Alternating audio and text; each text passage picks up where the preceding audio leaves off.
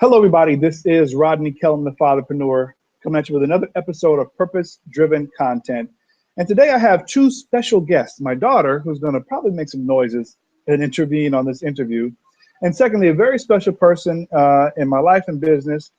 She's a mentor to me and many other people. She was gracious enough to have this special edition in the daytime on fatherpreneurship.com. And I'm going to give my best, like Steve Harvey style, real comedian introduction. Ready? She hails from the south side of Chicago. She's a member of Delta Sigma Theta sorority. She is a graduate of the wonderful Florida Atlantic and Mechanical, A&M is Agricultural Mechanical University in Tallahassee, Florida. Currently resides in the metropolitan Atlanta area. Please give it up for Tracey Walker. I love it. No one has ever given me an introduction with all those wonderful highlights like you, Rodney. That's fabulous. Thank you. Well, you deserve it. And I want to just say thank you for being on and being willing to tell your story, to encourage somebody else, inspire somebody else, educate somebody else that feels like they may be the only person going through what they've been through. So I know just from knowing you that we have a lot of similar experiences, whether it be unemployment, whether it be parenthood. And what I would like to do, which I do with all my guests, is just start from the beginning. Just tell us where you're from, a little bit about where you're from and how it was growing up. Okay, it'd be my pleasure. And Rodney, first, let me just say thank you so much for having me on. And I appreciate that anybody that I can give to your audience, I definitely want to do that. So again, yes, my name is Tracey Walker, and I am from the south side of Chicago, in the South Shore area. And my childhood was fine. I mean, when I look back, I realized that my mom really did do a lot to stretch the finances, right? Growing up, though, I didn't really feel that. So we weren't rich, but we weren't impoverished either. I went to dance class 3 or 4 or 5 times a week. That was my main activity growing up. So I have a very heavy technical dance background, ballet, jazz, tap, modern, that type of thing. So that was my main activity from the time I was like 5 years old all the way up through college, actually. And did that, went to school, went to public school in Chicago, and I went to a magnet elementary school, and then I went to a public high school, which was Hyde Park Career Academy. And the only thing with that, like, life was fine, but I will tell you that I don't even know how we managed in this environment. It's so crazy when I think about it. And as I got older and I would speak with people in college, people I had met from all over the US who were in college with me, when I would say things like, well, yeah, we had metal detectors at our school, right? And, oh yeah, the different gang members, people would kind of come into our school to jump on or fight other people from, the rival gang. People would fight on the inside of the stairwell. I guess at that time, I don't want to say scared, but it becomes a way of life. You don't really think about it too much. And you recognize that you just stay out of it. You stay out of the business that doesn't pertain to you. If it does pertain to you, you handle it accordingly. And that's that. I mean, as far as my home life, it was great, right? But just that area, I mean, I was on the pom-pom team, I was on the swim team. I played volleyball for some time. And just that going to school environment, and people would, literally different people would get into it from other schools, and they would like throw people out the window of the CTA bus, which is Chicago Transit Authority. They would throw people out the bus, right? And we would hear about it, we would talk about it, but I don't know if I thought anything was wrong with it. It was just normal from where I grew up. It's crazy, right? It's violent. I can completely relate because I grew up between Southern and Northern California. And for me, going from Southern to Northern was like, I made it, like the Jeffersons. And, when I would step outside of my main area, people would ask, isn't that the ghetto? I'm like, well, for me, I'm like, no, not compared to where I came from. So most people's experiences frame the way they look at things in a completely different light. So I can relate to what you're talking about. So hopefully the listeners can as well. So, back to a little bit more about your home life. Did you come from a 2-parent home? Was it a single parent home? Tell us more about that. Okay, so yeah, so my parents were married all the way until I was a senior in high school, but they separated when I was 5, right? So my dad moved out when I was 5, I think it was around that time, and went to stay with his mom, my grandmother. And so I grew up from 5 all the way, through graduating high school. I was in a single parent household, even though my dad was around, right? He wasn't like absent father or anything like that. And I would go hang out with him on the weekends. And then somewhere around when I was like 8 or 9, my dad took a job in Atlanta. And so then he moved down to Georgia. And then I would come and visit him here in Atlanta, like in the summers. And did that for a while until, high school world got a little busy and I was doing activities and all that type of stuff where I just couldn't go in the summertime. And then once I graduated and went away to college, then I would come to Atlanta for Thanksgivings to be with my dad and my stepmom. And then I would always go back to Chicago for Christmas to be with my mom. But that was kind of how it was. I still had both my parents around, but I still grew up in a single parent, my mother. So I saw like this strong woman, making everything happen, cooking, taking me where I needed to go, making sure my homework was done, the disciplinary, all that came from her mainly. My dad is the kind of person that is still to this day very, very intellectual, right? So he would discipline me, but most times from the standpoint of making me think through things as opposed to, let's say, a whooping or something like that.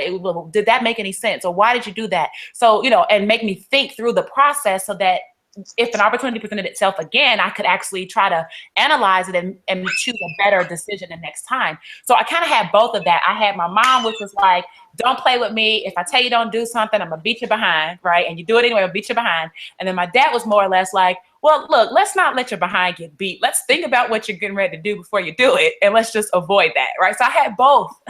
I had both, which I think really contributes to me thinking through things right now. But at the same time, understanding as a mother, right? Look, if I need to get those legs, right, I'll get those legs. But I'm going to try to talk, explain, share rationale. And he's just 18 months, my son is now, but still, I believe starting that process is really important. But that's kind of how I grew up, Rodney.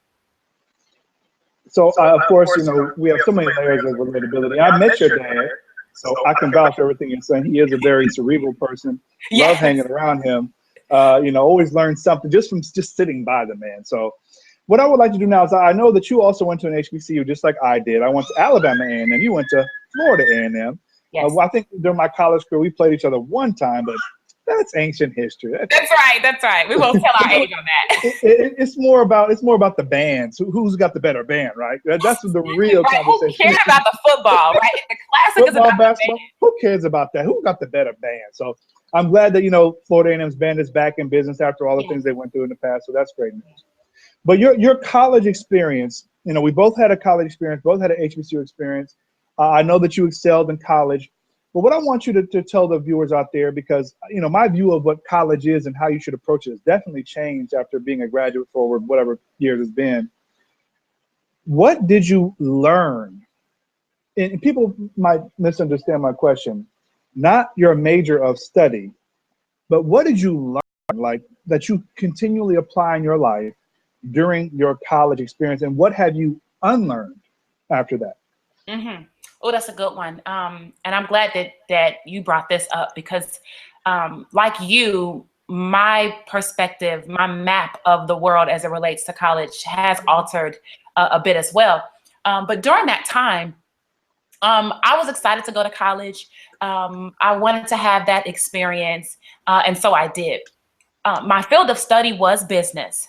And so what I learned as a result of my field of study being business, I know you said not your major, but what I learned though, because that was my major, was I learned a lot of how to communicate with like higher ups, right? I did a lot with CEOs of Fortune 500 companies. The School of Business and Industry, we would call it SBI, right, for School of Business and Industry. So SBI for short. And in SBI, a lot of interaction with CEOs, with presidents of Fortune 500 companies. And I learned the kind of the ins and outs of, the political aspects of how things work, right? The bureaucracy behind the corporate world a little bit. I learned that sometimes, okay, yeah, you gotta have you gotta do well on your interview, or you should do good enough on your interview, but really, possibly, it's about the relationship that you have built with either the interviewer, the people behind the interview, the HR department, the whoever, right? It's the relationships behind the interview, not so much that you are just, you know, the prime candidate for that particular position. So I learned about relationships with people in business. I also learned how to hone my skill in reference to speaking in front of audiences. I had to do a lot of that, presentations, group activities, teamwork, all these things. Now, not that you couldn't learn that somewhere else, but if I go back and I think about what I really, really learned and what I really, really use today, that's what it is: communication, teamwork, having empathy, you know, working with people, understanding situations, and trying to move past any type of obstacle without judging another person on your team or feeling like they're slacking or whatever it is. Working through some of these challenges, that's important. And then that's kind of the more on the educational side, right? The more skills-based thing. But in terms of life skills that I've learned, or things that I've learned, it would have to be, you know, I learned how to live on my own in college, and I learned how to budget in college, because to this day, I will not eat ramen noodles. I refuse. I will not freaking do it. I don't care if that's the last thing. I will not eat it, right? Because I can relate to that. Okay, you know, it's just one of those things where it's like, that is, to me, in my mind, that is a college meal, okay? Mm-hmm. And I would do anything to not eat that again, you know? So I learned how to just, you know, make things happen, you know, whip up stuff real fast as far as eating and, you know, feeding myself. That was a big deal, because my mom would cook, or we would, you know, she would get something out, or we would go to my auntie's house or something like that. But my mom was never a big cook, right? She wasn't like slaving in the kitchen all the time, but she would cook stuff. And my mom could cook, and when I was in college, I would get recipes from her on how to do like her sweet potatoes and her macaroni and cheese and things like that. So she knew how to cook and would cook, but it just wasn't every single day. And so I learned how to take care of myself in that way. I learned how to live with other people, right? I'm an only child. So you know, my first year I had one roommate. My second year I moved to, it was still on campus, it was apartments, and it was 6 of us in this 3-bedroom apartment. They had 2 of us in each room, with 2 bathrooms and the kitchen, living room, whatever. And I mean, you live with 5 other women from all over, you know, the US, and lifestyles and differences and cleanliness, right? Just all of that. I learned how to deal with adversity and not always having my way, and being okay with, you know, doing what works for me. I learned that. And then moving forward, I learned how to be I would say I was kind of independent as it was, but it really taught me independence, right? It really taught me independence. It taught me that, hey, you don't have to run with the crowd if you don't want to run with the crowd, right? If the crowd wants to go and party and hang out, but you've got a term paper that's due. You know, I knew how to sit in my dorm or sit in my apartment and get work done. And I didn't feel any type of way about that.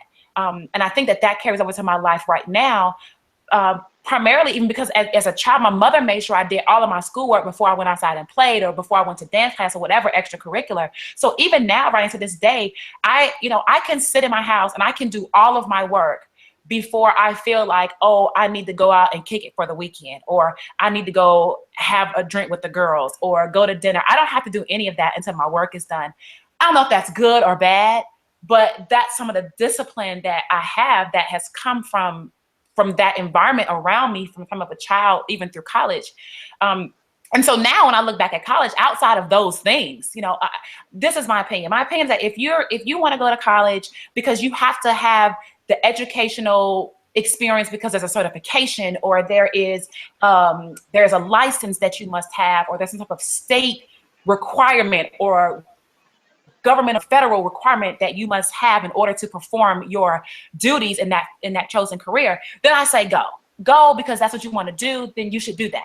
But if you're going to go just because your mom or dad wants you to go and you don't know what you want to study and you're going to study something really random and you're going to rack up this debt and you're going to take English and then you don't really want to do English and then you're going to take up, you know, basket weaving, you don't really want to do that. And before you know it, you're at $40,000, $50,000 in debt and you finally graduate, but you still are unclear on what path you want to take or what your gifts are, or what your passion is. I think it's a waste. I think it's a waste. I think it's one of the biggest scams that there are from that standpoint, because you pay all that money. And as with anything, there's no guarantee, but society makes it seem like you need to go to this place in order to get to the next level in your life. And that's what I mean about the scam part. That's not true. You don't have to go to college in order to be successful as an adult in a career, unless you're going to be a doctor, a lawyer, or a pharmacist, you know, something like architect, something like that. Other than that, you know, I mean, the things I learned, shoot, had I had a millionaire or billionaire mentor, I could have probably learned those exact same things without going to college and racking up debt. I probably could have modeled a mentor and been successful, right, in the field of my study. So that's just kind of my thoughts on it. That leads me, you know, you really started answering the second part of the question, which is what you've unlearned. And, you know, I always frame it like this now, having looked back, is that from preschool to whatever degree you get in college, their main focus is teaching you how to be an employee. And that's really what they're preparing you for. That's how the public education system is set up, to work in factories and do kind of stuff, jobs like that. That's historically what it is. So can you tell us the process that, because I know, you know, after graduation, what you did and all this, but other people don't. After you got out into the business world and then the employed world, and then transitions to the self-employed world, what was it, that main thing that said, no, this isn't for me and this is? For me, the main thing, well, one of the catalysts initially was that upon graduating, I graduated with an MBA, right? And I had done internships in New York. I had lived in Mexico. I lived in Dayton, Ohio. I lived in little places like Chillicothe, Ohio. I lived in Rumford, Maine. I lived in all these different places working internships with, you know, Fortune 500 companies. And surely I knew I was going to have a corporate position upon graduation, which I didn't. So that was a little bit of a concern for me, because I'm thinking I'm excellent on paper, right? I'm excellent on paper. I know I'm acing these interviews when I'm going in here. You know, I was prepared heavily in SBI on how to interview the right way, right? How to prepare for an interview, how to answer questions. Like, I was polished, right? That's what they did in the business school. They polish you to be like that model employee in that corporate firm. And so for me not to get a position right away, I was a little bit taken back, right? So that was kind of the start of something that's not right. And then it took me a year, but then I did get a position. And when I started working at that company, I realized that there were people that were working in the same position that I was working in who were like high school diploma, right? And I had a master's degree. And I'm thinking, all right, they're going to train you to do what they need you to do anyway. Whether or not you have a master's degree or a bachelor's degree, a GED or the high school diploma, you know, that it really began to raise some questions like, my educational level didn't even matter, because whatever they just taught me, they taught it to a high school graduate, right? I didn't need to have all of this to do this job. And then I started realizing the bureaucracy, right? Being fully in it. So now the person who has a cousin that's a director of a particular department or a vice president, you know, they get to do different things, or they get to be a part of the company without the same requirements, educational standards, that type of thing. And that began to bother me. And I wasn't comfortable, Rodney. I didn't feel like it was fair. That's really what it was. I didn't feel like it was fair. I didn't feel like I have been told the truth. Like, hey, you need to have this degree in order to start making this amount of money, right? And so I go and get this degree to start making this amount of money. And then I realize that a person who doesn't have that degree is still making that amount of money in my same job, in my same building, right? And I said, this shit is whack. Like, excuse my language, but this. And I did not like it. And I was not motivated to climb the corporate ladder at that point. I was not motivated to get to the next level, to be in charge of these other people who, you know, didn't even want to be there. Like, just talking to people day in and day out, people didn't even freaking want to be there. They were coming to work because they had to. Now, I was mid-20s. I didn't have any children. I didn't have really any main responsibilities. I stayed because my job was in Atlanta. I moved from Tallahassee back this way, and I stayed with my dad and stepmom, and I paid rent to them, but I really was at home, you know, and I was just like, you know, these people hate what they do. You know, I'm driving for 35, 40 minutes from Stone Mountain to Perimeter, to and from every day, and in traffic. And I don't even like what I do. Like, it's okay, and I could do it, but I'm not, you know, I'm not excited about this at all. And I just can't be here. And it was just something inside of me that was like, this isn't comfortable, right? It's like that inner voice. This isn't right. And so for me, that thing started to like take hold of me, where I started to do some real estate on the side. And I started to generate leads and business for a real estate investment company that I had started part-time while I was working, because I wanted to transition out of that corporate place as it was. On top of the fact that I had seen people in my real estate conferences and trainings and courses that were making $50,000 a month, right? $60,000 a month on 1 or 2 real estate deals. And I was making that in a year. And I was like, oh, no. I can make this amount of money monthly. And I really wanted to do that.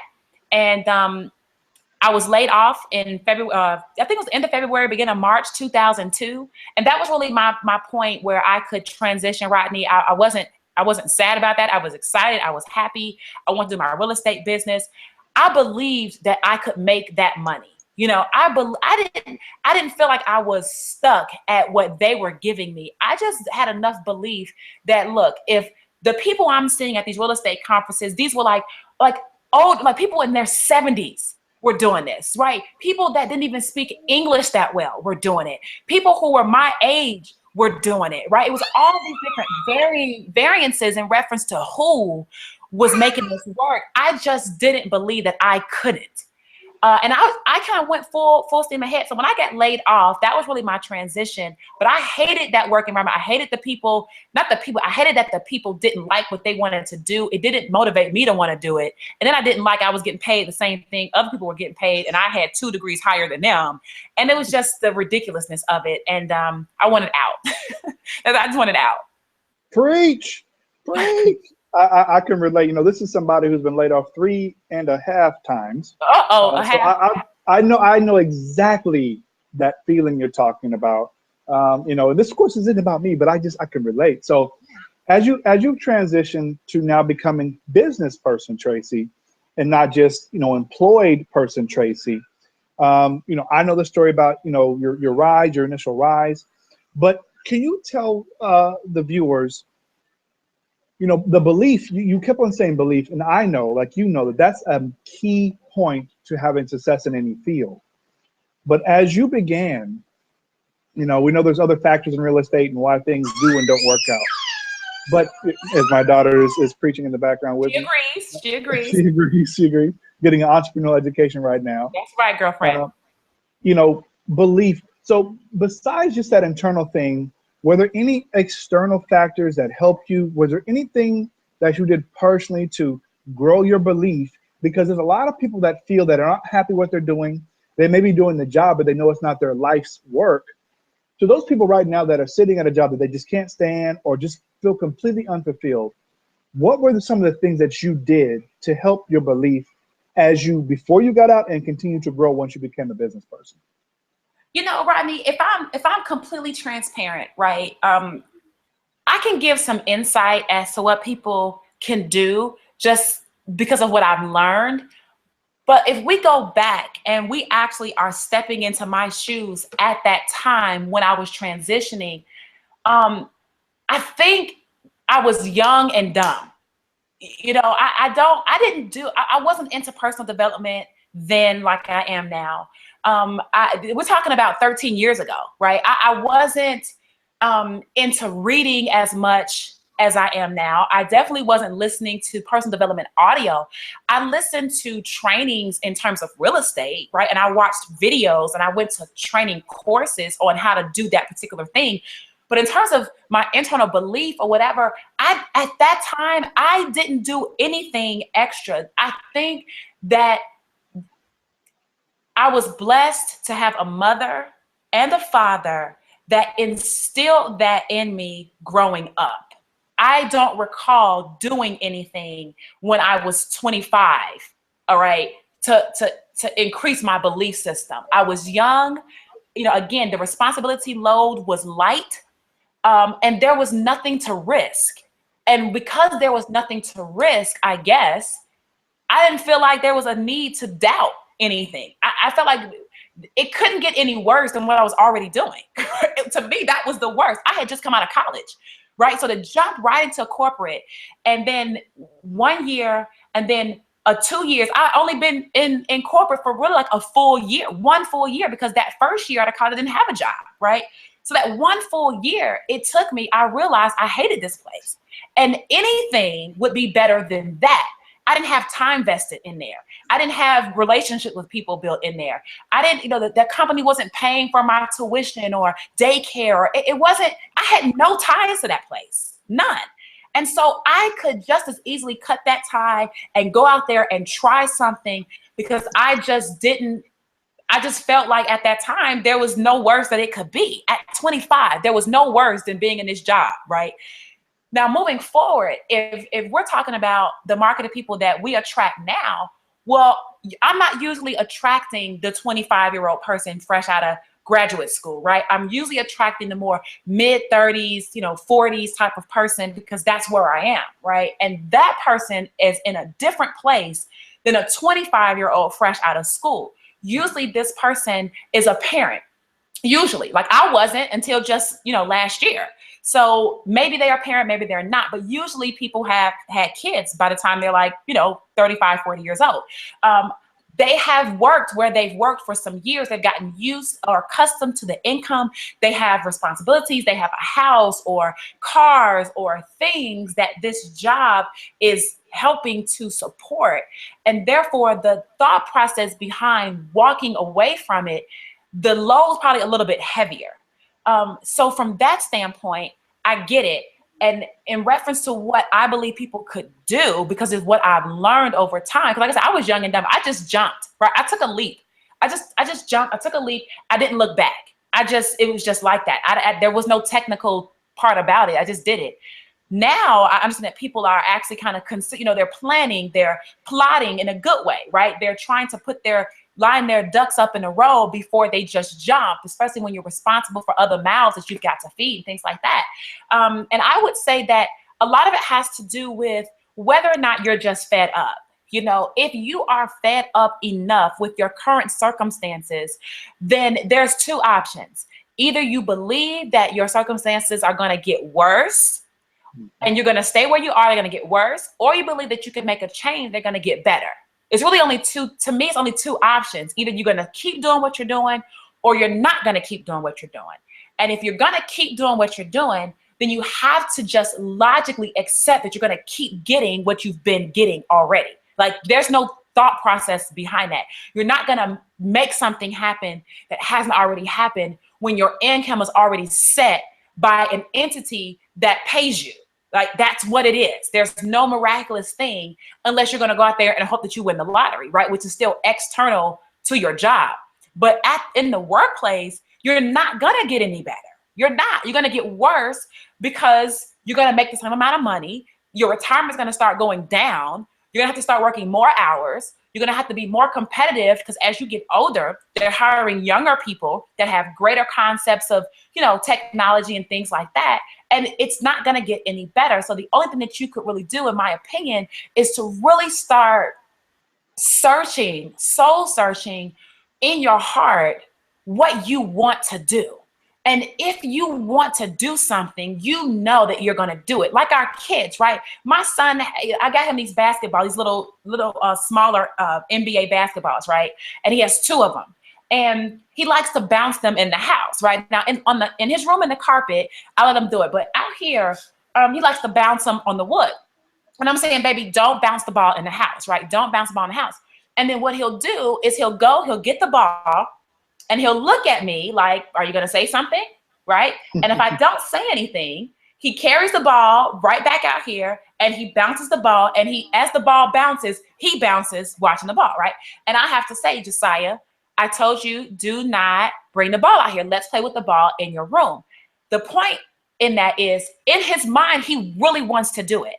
And he is willing to, whether he fully comprehends what I'm saying or not, he knows to look at me like, should I, is it okay? Right? He knows something. He knows he shouldn't be, but because he wants to, he does it. And he goes all out. He's willing to take the risk of me taking the ball. He's willing to take the risk of me tapping those legs and say, no, baby, do not bounce the ball in the living room, bounce the ball in your room. He's willing to take that risk because he really wants to do it. And as human beings, psychologically, we all still maintain that level of desire, right? If you a kid, they really want to have a birthday party, they want to have a birthday party. If they really want this thing for Christmas, they really want this thing for Christmas, right? If you really want that new car, you want that new car. But you've got to want things to a level that, just like that kid who wants that birthday party, you've got to bug the hell out of your parent, which would be you, right? Your subconscious, your own heart, your own spirit, not your physical parent at that point, because you don't need anybody's opinion. You don't need anybody's approval. Your children need your approval, right? You got to pay for it, whatever, but you don't need that. What you need is to just go for it. And external things would be, seek out people that have already been successful, right? And watch their YouTube videos or follow them on Facebook or Instagram or whatever it is. Connect with them if you can. Listen and read information that is so powerful and so inspiring that it is encouraging you to take that leap, right? Even if you don't fully believe yet, you know it can't get any worse, because the worst thing that could happen is that you just stay at the job. So if you at least try to do some things on the side, like even what I did in the real estate business, right? Start something on the side and get that going. Don't rely on the job income forever. Put in the elbow grease, put in the work, do what you got to do to get out of that job if that's what you want to do.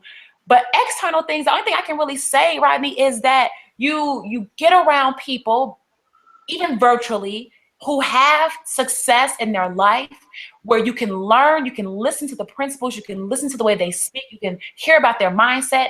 Read books from successful people that have written them in terms of how to be successful or how to get your mind right. Listen to audios of people who are sharing concepts that are not new concepts, but that may just be new to you. Get yourself immersed in material that's outside the status quo if you plan to live in an environment outside the status quo. So that was kind of long, but that would be what I would say, because I didn't do anything at that time, nothing external. I just did it. At 25, I didn't care about nothing but making some money and being happy. Well, I will tell you this, Rodney, one last thing. One of the last straws for me, right, was that I loved going to homecoming. Love. I went to homecoming every year, right? Even after graduating, went to homecoming. And when I got this position at that job, I had put in my request for homecoming, homecoming was in October. I had put in my request like June, right, for that particular weekend for homecoming. And I was in Atlanta. It's a 4-hour drive to Tallahassee. It's not that far away. And I put in my request in June. And I kept checking up because they wouldn't approve my request. And I kept checking up on this thing, like maybe every 2 to 3 weeks, check with them and see what was going on. And it hadn't been approved yet, but it hadn't been, denied. And then, Rodney, it was maybe like the end of September, maybe the very, very beginning of October. And I got the notice that my request had been denied because someone who had seniority over me requested that same weekend off and they got it. And I knew that was bullshit, right? Mm-hmm. That's one of those things I was saying I didn't like being here because I put this in June, right? Which means had you approved my stuff in June, then I would have been done. That was months in advance, right? But you didn't. You let it sit. Why? I don't know. But somebody else comes along, requests it within a 2-week period, and they get it because they've been there longer. But I requested it first, right? And And I couldn't go to homecoming that year. And I was pissed, right? And the way that it took place. So see, I had motivation to get out. I had motivation.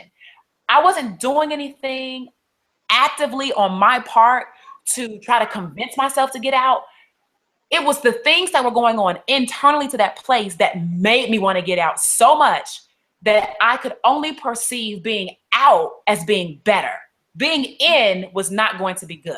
Out was better. Out doing whatever would be better than being in. And that was my motivation, focusing on not wanting to be here so much, just getting somewhere else. And that propelled me into doing it, not necessarily out, personal development or my belief system. I couldn't take it. And I hope that the listeners and the viewers are catching the little nuggets inside of there, is that internal voice that you have that won't shut up for a reason. You're miserable for a reason. You're lacking joy for a reason. And I hope that this is why Tracey's on the show, because I know how passionate she is. And I want another parent out there to hear that passion. Now, in interest of time, Tracey, I'm going to fast forward the story that I know a little bit. Okay. I know that you had massive success in real estate. Yeah. I know that because of the crash back in 2008, I lost a job. Your business went down. You lost that business eventually, bankruptcy.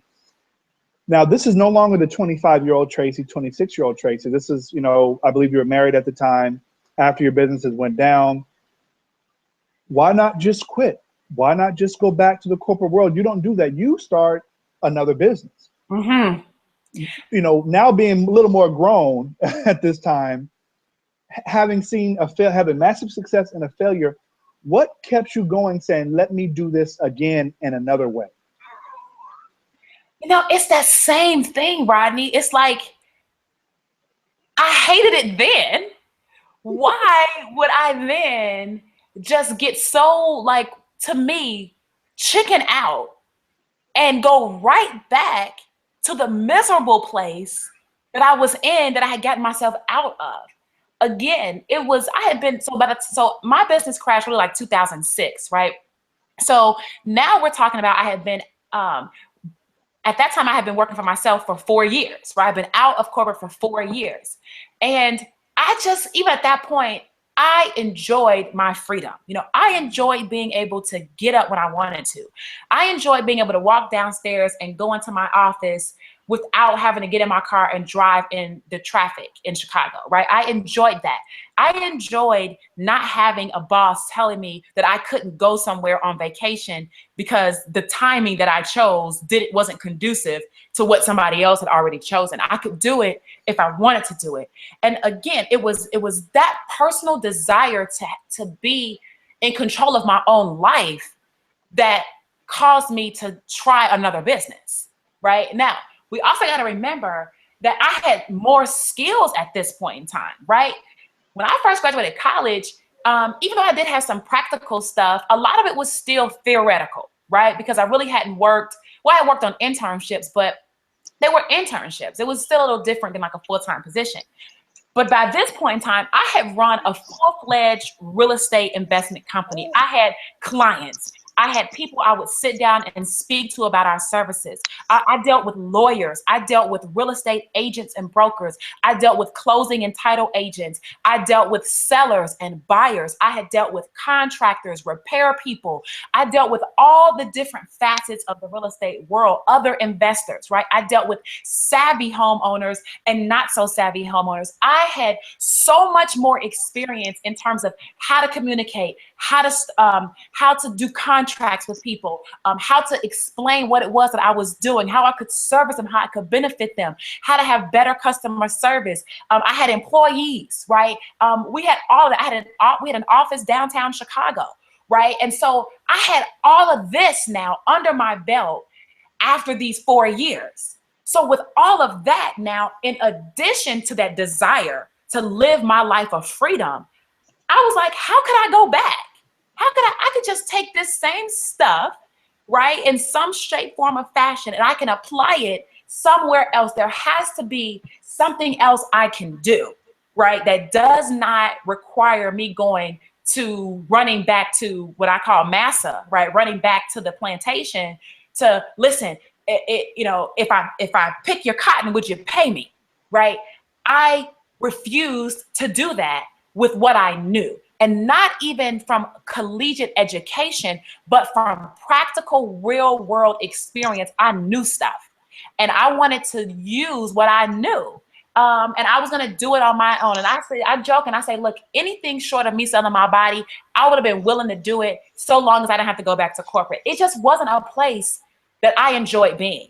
You know, some people, you know, I don't know, like I've never been to jail before, right? And I mean, for somebody who may have been to jail, I know people that have been to jail, right? And the thing is, the people I know that have been to jail that, you know, are actually reformed, right, or whatever, don't want to go back. You know what I'm saying? They hate, like, I'm not going to violate any of my probation, right? I'm not going to do this. I'm not going to do that. I'm going to stay straight and narrow because I don't want to go back there. And anything to not go back there is your driving force, right? I have been broke. I have been bankrupt. I have been through foreclosure. Anything to not be back there was worth it to me. Yeah. And so I said, there's got to be something. And that's when in the beginning of 2007, I was introduced to home-based business. And I looked at that model and I said, look, I don't have to deal with attorneys. I don't have to go sit down at a closing that doesn't close. I don't have to spend 2 months working on a deal. I don't have to, you know, fight with people about percentages of what amount they should get. I don't have to worry about contractors. I don't have to worry about people bringing in my buildings, taking my water pipe out of my rehab, right? I don't have to worry about any of that. All I have to do is stand here and share with these people an overview presentation and let them decide if they want to get started or not. And if they get started and they pay their money, I work with them and show them how to do what I just did. Right? That was far easier to me than the real estate business. Far easier to me. And I said, well, hell, if I could do the real estate, I know I can do this home-based business thing. And so for me, it was an easy shift because I really felt like it was easier. It wasn't harder. I was doing something easier. And that's what happened. And I couldn't go back because it wasn't, like you said, it was there for a reason. It just was not part of my makeup to work in that place. It's like the jail thing. I don't want to go back there, anything but there. You know, you might see me wiggling a little bit because I'm holding my 17-month-old as she's gotten sleepy from spinning in the chair next to me. Okay. You know, we both can relate. We both have young ones. You know, I have a 7-year-old and my 17-month-old right here that you can't see. You know, your son was like born a few weeks before my daughter. So I know they're very close in age. Yeah. You know, you talk about your beginnings in the corporate world as a 20, you know, early mid 20 something. You've been through business ups and downs. You've been through different business models. You've been married, you know, divorced, you know, back in a relationship again. With all the motivation that you had internally, what I want to drive home for the parents, especially the parents out there that are listening and watching, when you became pregnant and when you birthed your son, was there a difference in the way that you approach business, meaning your motivation, meaning the reason why you do it, the way you look at it, in the short term and long term? How has motherhood, you know, biological motherhood, changed your view and practice of business? You know, I will say that because I have another set of eyes watching and another spirit that's soaking up my energy and things of that sort, it has made me that much more conscious about words that I speak, how I work with other people, how I listen, how I have empathy. It has allowed me to recognize that, you know, I really, like, I'm not doing this just for me. I'm doing this for us. And I want him to learn these skills. And so I try to work sometimes when I can, because, you know, 17, 18 months, they're just like busy. I mean, you have a girl, I don't know what it's like. I mean, there's just no way I could rock my son the way you're doing right now, right? Boys are like times 35,000, right? They are just off the chain. But everything that I do, he's watching and he's soaking it up. He has seen me do hangouts. I mean, he literally, when I was pregnant, you know, I was doing conference calls and hangouts and he would hear my voice. And to this day, if I am speaking, he'll go right to sleep. right? If I'm speaking on a hangout or something, he's laying next to me, he'll go right to sleep. I think the sound of my voice, right? It's soothing because he's so used to hearing it from that way. But I know he's internalizing what I'm saying. I know he can feel my energy. So even if I get upset, I try to release that as quickly as possible because his little body is soaking up that. So I'm very cognizant in terms of what I'm projecting out. Business savvy, I'm teaching him to own, right? To have his own, or at least to be in control, right? Even having control without ownership is good, right? That's how we used to do our real estate business, right? We didn't own the houses, but we had control of the houses through certain documents, right? And in certain areas of life, control without ownership is better than ownership, because ownership sometimes brings about liability, right? And so I'm teaching him these things, and as he's listening, I just want him to be so aware that mommy is working. I want him to learn a very, very strong work ethic. I want him to understand that he can have whatever he wants, but he's got to be willing to work for it. So simultaneously, I feel like our life has been very, very blessed, right?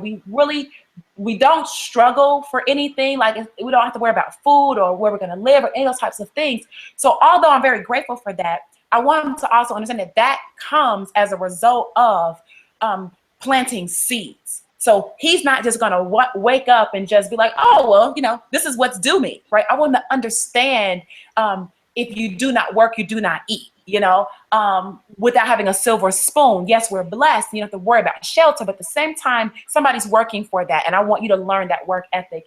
And so, I save money for him now, right? I mean, open up a bank account and I put like $100 a month in there. It's not even a whole bunch, but $100 a month in there, right? And I started the account with like $500, so it's probably like $23 or $24 in that account right now, and it's just building, and then I'll shift it into something else. But it's like everything I do. We went to the mall yesterday, right?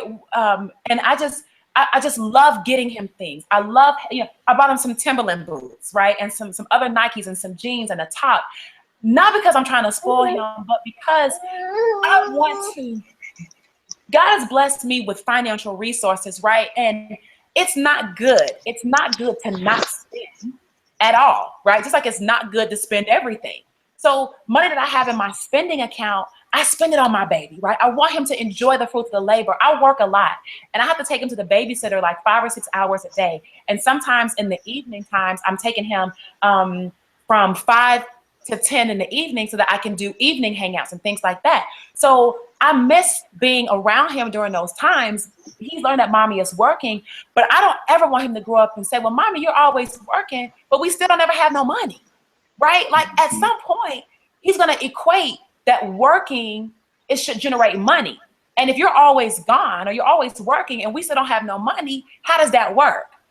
I don't ever want him to think that. I want him to see mommy is working. Oh, and as a result of working, this is what we can have. Aha. So now I need to learn these skills. I want to work too, mom. Mom, how can I help you? That's my goal. My intention is to inspire him and encourage him to want to be part of the business, to want to learn how to operate a business of his own passions and things of that sort. And so I just try to live and demonstrate to him, because at 17, 18 months, he's talking, but he's not like, full-blown sentences, and we can't communicate back and forth like that. But he's internalizing it and he can sense it and he can see it, and I know he can. And I want that to be instilled in him. Similarly to how I shared with you that my mom and my dad instilled belief in me. I don't know where it came from, right? I can't put a finger on it and say, oh yeah, this is what I did, because I don't think I did anything to stimulate my belief in myself. I think my parents worked really hard with planting those seeds in me. And then when I needed the belief, I didn't have to seek it. I just went inside and I let it come out. And I want my son to be that way too. So I'm doing everything I can to instill in him his own belief system, that he can do anything, that it's possible. If you fall down, get back up. If it drops, try it again. If this doesn't work, keep going, keep going. And I hope that I'll do just as good of a job as my mom with him, as my mom did with me. And being a parent has just, I won't say it's changed everything. It's just given me that much more of a reason why I must succeed and be in my world ultra successful, not just enough to get by, ultra successful, because I want my son to see what ultra success is so that he models that and he can also do that too. Well, now my daughter has made a full, cameo. If she Hi, requires me to have it. This is Robin. And I just want to wrap this up by saying thank you to Tracey Walker for sharing, her heart with you, her experiences with you, just being real with you. And I know that you really won't get that in many other places that talk about marketing and stuff like that. So, as is this whole series is purpose-driven content. And Tracey just shared with you her purpose, the reason why she does what she does at the level she does what she does. And I soaked in a whole bunch of nuggets. I hope you did too. And so as I wrap this up, I want to say thank you for your most valuable commodity on earth, which is your time, because once you give it away, you never get it back. Make sure you share this post, leave a comment, share it with somebody that you know may be struggling, maybe not like their job, need some inspiration, some motivation, education, whatever it is. Make sure they see this, share it with the world. Tracey's nuggets are worth the time. God bless you. See you in the next episode, and goodbye.